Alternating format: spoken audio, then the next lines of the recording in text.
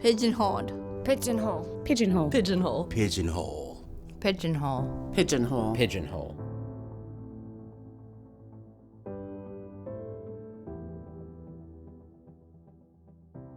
My name is Lavaun Heaster.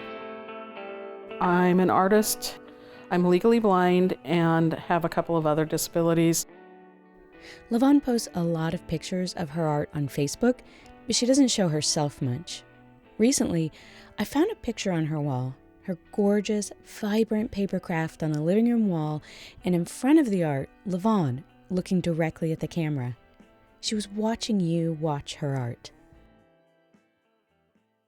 I was totally enjoying the picture until I looked at the comments below. Don't look at the comments.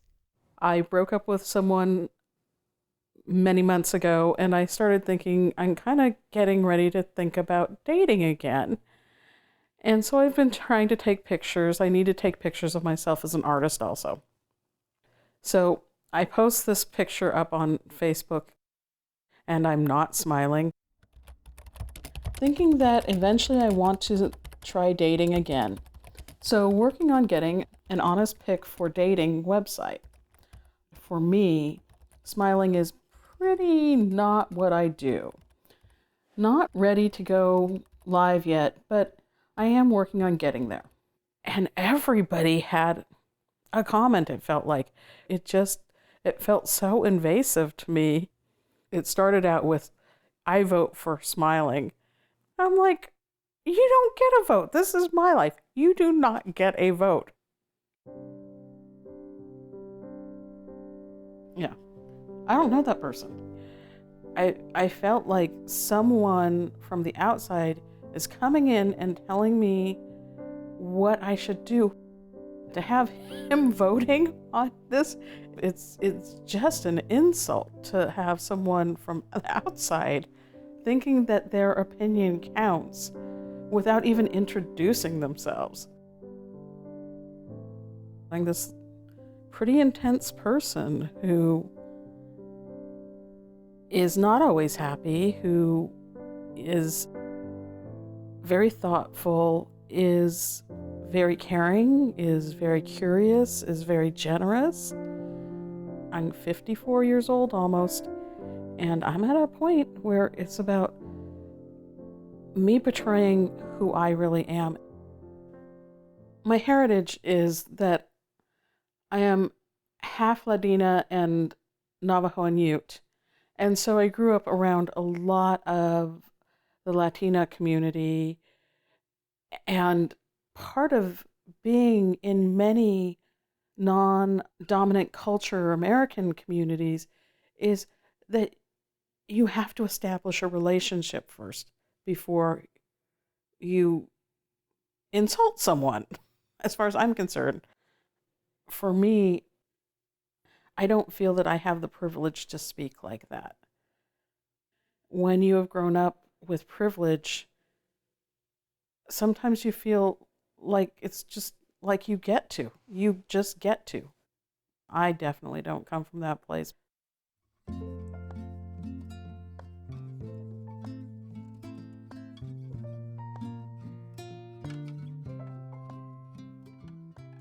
I have a lot of experience of being told how to be because of having had type 1 diabetes from the time I was 9 years old. When you have a chronic condition, everyone tells you what you should do, how you should do it. If you would do what they said, you wouldn't have the problems you have. I get articles in the mail all the time. Oh, this wonder drug worked great for, this person, and you should be eating garlic, drinking kombucha. It was just constant. And when it comes to dating, I've been through the dating scene before.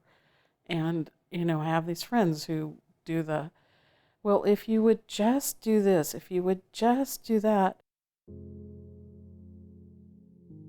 When a woman or a man tells me as a woman what to do, I take it very seriously, and I feel like I have to try it, even if I think it's something that won't work for me. I feel guilty about the fact that I'm not doing what I'm being told to do, which I think is really sad, because if I felt that I had the right to just be who I was, I wouldn't have to have the back and forth. It's always confusing, you know. Quite honestly, I don't remember how I wrapped it up. I just ignored the end. Well, you wrapped it up by saying basically, never mind. I'll do this later. I'm putting the whole picture thing on hold. I'm not ready for this pressure. Oh, that's how I wrapped it up. Oh, well, then you wrote, quote, as women, we are often told to smile, often by strangers on the street and everyone else invested in our lives. People probably thought that by pressure, you meant the pressure of dating, not the pressure of dealing with all these comments about how you look. What I was really saying was, this is really scary for me because I'm afraid of being judged. And that's why I'm trying to find the most honest picture available. I'm trying to show a picture that shows that, yes, I do carry extra weight, that I have short hair, which I think is quite attractive. I love my short hair. You know, that my face is beginning to look older. I'm beginning to get a little jowly. You know, I'm just trying to be really honest about who I am and where I am, because I'm terrified of going out there and misrepresenting myself and disappointing someone. I went back to Lavaun's wall after recording her story and looked again. There were people telling her she looks harsh or angry or dark. There were comments to relax or to dance before taking the picture. Lavaun doesn't dance. I get it. People are trying to feel helpful. But what is so wrong about a woman not smiling? She's got some new pictures online now, and she's smiling in some of them. I like Lavaun's pictures and all the truth that she carries in her face, smiling or not.